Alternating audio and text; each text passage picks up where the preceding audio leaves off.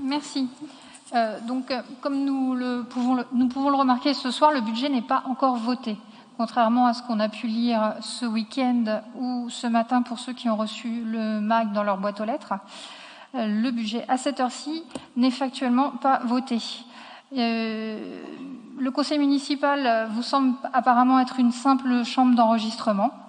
C'est bien dommage. Il s'agit d'un véritable organe démocratique avec 33 élus qui représentent 33 voix, donc pas que la vôtre. Et la publication dans le MAG me semble non seulement inopportune, mais annonce un problème de respect qui est dû quand même à cette assemblée démocratique. Ceci étant dit, donc effectivement, nous avions été très très surpris de lire que le budget était voté, alors que le conseil municipal n'était même pas encore ouvert. S'agissant de la note de présentation et du budget à proprement parler, effectivement, nous avons quelques remarques à faire. Nous pourrions y passer la soirée, mais on va faire court. Dans la note de présentation, on nous parle d'un effort de maîtrise des dépenses. Et dans le même temps, page 7 de l'annexe, d'une augmentation de 5% des dépenses de fonctionnement par rapport au budget primitif 2020. Où est donc la maîtrise, sachant effectivement que l'inflation a été de 0,5 en 2020 et qu'elle est prévue aux environs de 2% en 2021. L'augmentation du budget de fonctionnement de la ville paraît donc démesurée et loin d'être maîtrisée.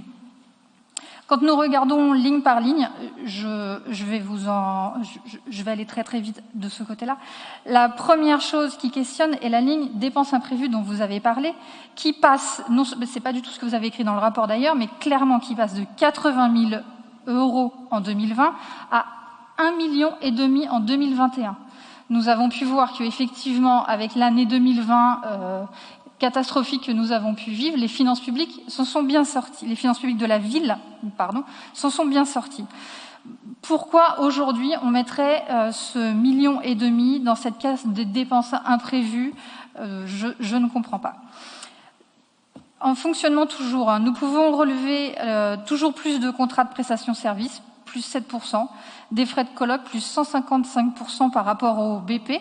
Je ne parle même pas du compte administratif sur lequel c'était ridicule.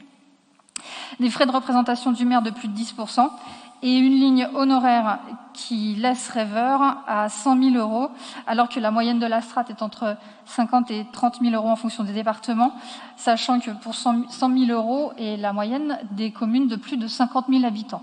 Je ne pense pas que ce soit le cas ici. Nous notons par ailleurs une baisse significative de tous les postes entretien. Donc nous prenons acte qu'il y a de moins en moins de choses à entretenir en ville. Les Bélifantins en seront ravis. Dans les baisses significatives, je note également celle de la subvention de la Caisse des écoles et celle de la subvention du CCAS. Effectivement, visiblement, nous avons eu, grâce au Covid, visiblement, une économie de 400 000 €, ce qui n'est pas négligeable.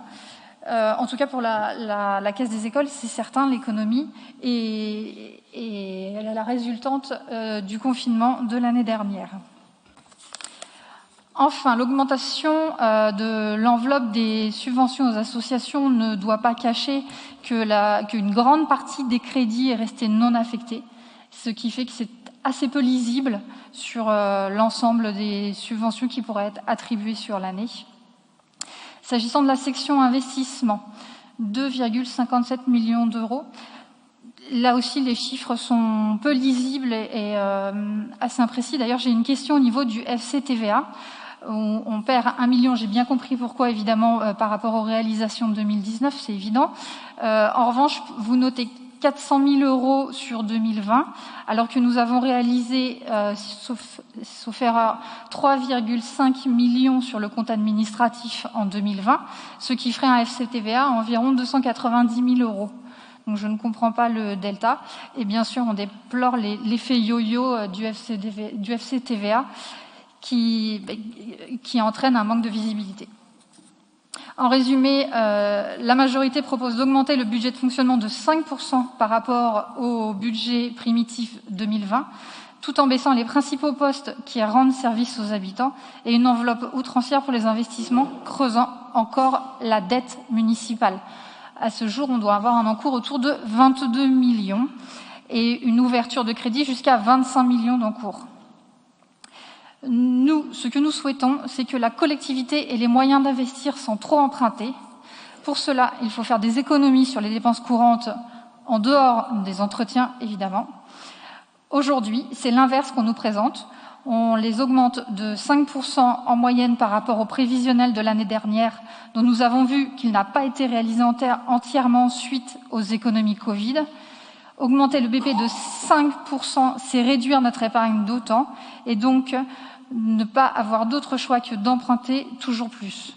3,5 millions, plus le report de reste à réaliser de 3 millions de l'année dernière, pour investir, à moins de décaler les investissements, comme cela a pu être fait en 2020.